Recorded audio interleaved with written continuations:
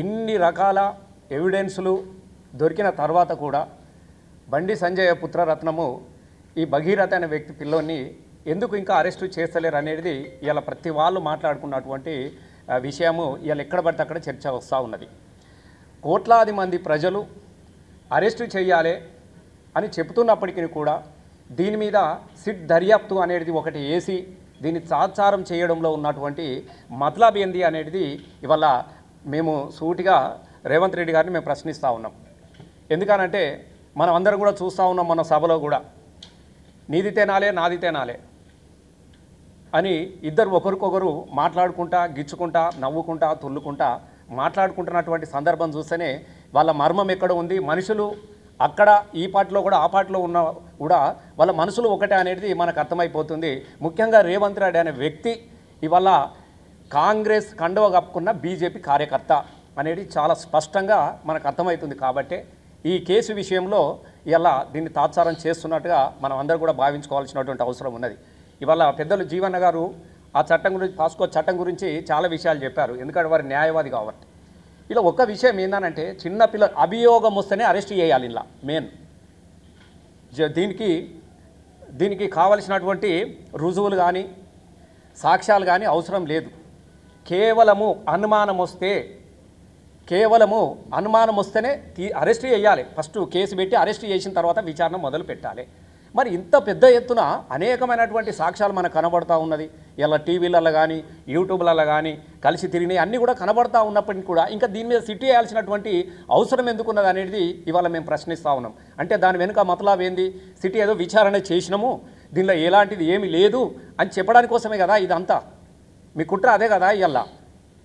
కాబట్టి మేము ఒకటే అడుగుతూ ఉంటున్నాం. మేము ఇలా బండి సంజయ్ గారు చాలా మాటలు చెప్తూ ఉంటాడు, ఏమో అంటారు చూడు, చెప్పేటేమో నీతులు సొచ్చేటేమో, చెప్పేటేమో శ్రీరంగ నీతులు సొచ్చేటి ఇంకేమో అలా అని చెప్పేసి ఇలా గల్లనే జరుగుతూ ఉన్నాడు, గవే మాటలు మాట్లాడుతూ ఉన్నాడు.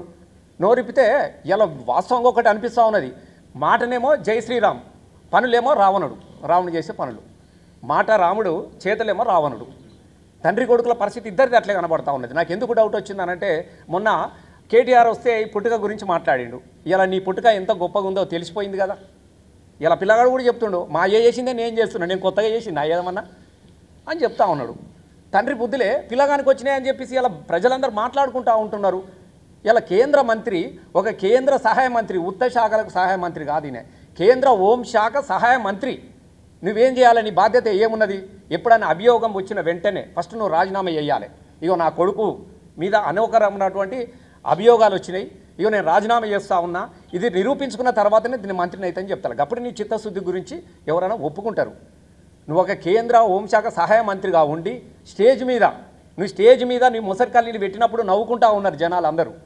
ఓ జై భారతమాత, జై శ్రీరామ్. ఏ భారతమాత చెప్పింది? భారతమాత బిడ్డని ఇట్లా చేయమని చెప్పినారా? అసలు భారతమాత పేరెత్తే అర్హత మీకు ఉన్నదా అని మేము అడుగుతూ ఉంటున్నాం. ఎన్ని రోజులు భారతమాత పేరు చెప్పుకొని, ఎన్ని రోజులు శ్రీరాముని పేరు చెప్పుకొని బతారని మేము అడుగుతూ ఉంటున్నాం. మనం చూసినాం కదా, నీతివంతమైనటువంటి శ్రీరాముడు తల్లి మాట ఒక మాట అన్నందుకు పట్టాభిషేకం వదిలేసి వనవాసం బాట పట్టిండు తండ్రికి ఇచ్చిన మాట కోసం. మరి నీ కొడుకు ఏం చేస్తూ ఉన్నాడు ఇక్కడ? నువ్వే మాట్లాడుతూ ఉన్నావు ఇక్కడ. కాబట్టి బండి సంజయ్ గారు మీరు ఒక్కటి మేమేనంటే నువ్వేదో పిచ్చి పిచ్చి మాట్లాడాలని చెప్పేసి మేమేదో పిచ్చి పిచ్చి మాట్లాడాలను నేను తిట్టాలన్నటువంటి ఉద్దేశం మాకు లేదు. మేము చట్టపరంగా చేయమని చెప్తా ఉంటున్నాం. సనాతన ధర్మం ఏం చెప్పిందో చేయమని చెప్తున్నాం. ఏ ధర్మంలో ఉందండి? ఏ సనాతన ధర్మం చెప్పినది? ఇలా అమాయకులైనటువంటి ఒక పిల్ల, చిన్న పాప వాస్తవంగా చాక్లెట్ ఇస్తే ఎంబడొచ్చినట్టుగా తీసుకొని వెళ్ళి ఏ అమ్మాయి అయినా ఏ తల్లిదండ్రులైనా నా బిడ్డకి ఇదా అని చెప్పేసి ఎక్కడన్నా చెప్పుకుంటారా? మీరు చెప్పండి. ఎంత హింస ఉంటే, ఎంత హింస పెట్టి నువ్వు ఎంత బెదిరిస్తే వాళ్ళు ఆ పరిస్థితికి వచ్చినారు. చివరికి పరిచయాలు ఉన్నాయని చెప్తున్నాం, మేము ఇంటికి పోయినని చెప్పి ఇంకా సిగ్గులే కానీ ఫోటోలని బయట పెడతా ఉన్నారు, ఏవో ఇట్లున్నది అట్లున్నదని. పోతారు ఎవరైనా ఇంటి పోయినా ఇంటికి కన్నం వేయాలనా? ఏదో నువ్వు మంచోడు అని చెప్పేసి అమ్మాయికి స్నేహితంగానో ఇట్లా ఇంటికి వచ్చినారు, రాగానే ఇంటికి ఎసరు పెట్టాలనా? ఎట్లాంటి పరిస్థితి కనబడతా ఉన్నది మనకు. ఒకటే చెప్తా ఉన్నాం, అసలు ఏమవుతుంది అని చెప్తున్నాం. ఈ రాష్ట్రంలో అసలు ఏం జరుగుతుంది అని చెప్తా ఉంటున్నాం. చిన్న వీటికి ఇలా 3-4 రోజుల నుంచి దీని మీద అరెస్ట్ చేస్తున్నారని చెప్తే కనబడతలేట. అసలు మా మాట అనడానికి సిగ్గున్నదా? ఎవడన్నా చిన్న ఇన్సిడెంట్ జరిగితేనో కొడుకు దొరకకుంటే తండ్రిని తీసుకొచ్చి లోపల కూర్చుని పెడతాడు, మీ వాడు దొరికేదాకా మేము విడిచిపెట్టామని చెప్పేసి. మరి ఇంత పెద్ద కేసు నడుస్తూ ఉంటే, ఇంత పోలీస్ స్టేషన్లలో ఇంత రచ్చ జరుగుతూ ఉంటే కనబడతలేడనే మాట ఇవాళ ఈ రాష్ట్ర ప్రభుత్వం యొక్క అసమర్థతను తెలియజేస్తూ ఉన్నది. ఈ రాష్ట్ర ప్రభుత్వం యొక్క అసమర్థత తెలియజేస్తూ ఉన్నది. అంటే దీని వెనుక ఉన్నటువంటి విషయం ఏంది? ఇలా బడే బాయ్ చోటే బాయ్ ఇద్దరు ఒకటే, ఇది ఒకటే, ఇద్దరు ఒకటే. ఇది వాస్తవంగా కేంద్రం నుంచి రాష్ట్రం వరకు ఒకటే మాట ఒకటే తీరుగా నడుస్తూ ఉన్నది. కాబట్టి ఇప్పటి వరకు బండి సంజయ్ కొడుకును అరెస్ట్ చేయలేదని చెప్పేసి మేము అనుకుంటా ఉన్నాం. ముందు అరెస్ట్ చేయండి, తర్వాత విచారణ మొదలుపెట్టమని చెప్పేసి మేము అడుగుతూ ఉంటున్నాం. ఏది నోటికి వస్తే అదే మాట్లాడడం, అయిన దానికి కాందానికి. కేసీఆర్ గురించి ఇందాక పెద్దలు జీవన్ గారు చెప్పారు. అసలు కేసీఆర్ గారి ప్రస్తావన వీళ్ళు ఎప్పుడన్నా ఉన్నదా? కేసీఆర్ గారి పెంపకం ఎంత అద్భుతంగా ఉన్నదో తెలుసా? కేసీఆర్ గారు కొడుకు జై తెలంగాణ అని కేసీఆర్ గారు అంటే అమెరికాలో ఉద్యోగం మొదలొచ్చి తెలంగాణ ఉద్యమంలో అరెస్ట్ అయ్యిండు. తెలంగాణ కోసం ఎమ్మెల్యే పదవులు రాజీనామా చేసినాడు. అగో తండ్రి కొడుకు అంటే గట్లుంటాడు. మరి నీ కొడుకు ఎట్లున్నాడు? నీ పెంపకం ఎట్లుందో కనబడతా ఉన్నది కదా.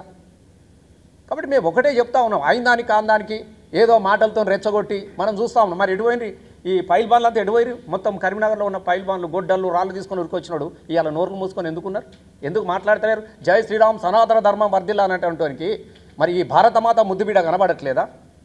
ఇలా ఎక్కడ పోయిరని అడుగుతున్నాం.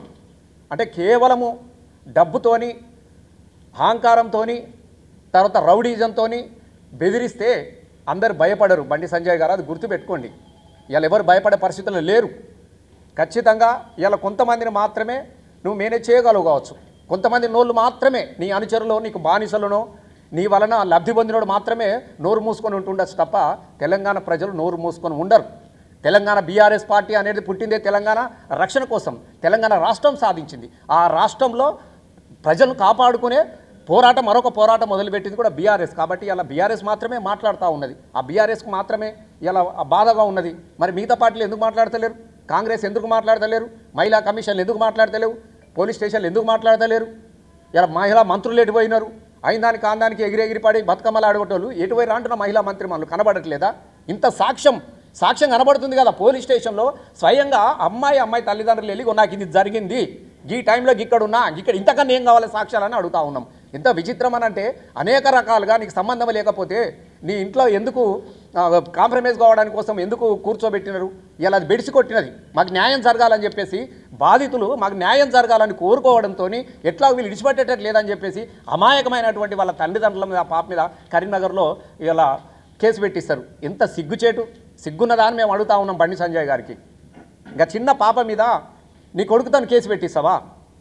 నిన్ను బ్లాక్మెయిల్ చేసే పద్ధతి ఉన్నది. నువ్వే పెద్ద బ్లాక్మెయిలర్. నీకు ఇంకా బ్లాక్మెయిలర్కే బ్లాక్మెయిల్ ఉంటుందా? ఎక్కడన్నా ఇది ఉంటుంది? కూడా నమ్మచ్చేటట్టు ఉండాలి కదా ఏదన్నా పెడితే. కాబట్టి మేము ఒకటే చెప్తా ఉన్నాం, ఇప్పటికైనా నువ్వు నీతిగాల్లోనివైతే, నిజంగానే శ్రీరాముని మీద నీకు భక్తి ఉంటే, ఈ భారతమాత ముద్దు బిడ్డనని చెప్పుకునే నైతిక హక్కే నీకు ఉంటే నువ్వు వెంటనే రాజీనామా చేయాలి. ఫస్ట్ రాజీనామా చేయాలి. నీ కొడుకుని తీసుకొచ్చి భారతదేశం యొక్క హోంశాఖ సహాయ మంత్రి కొడుకు కనబడటం లేదట.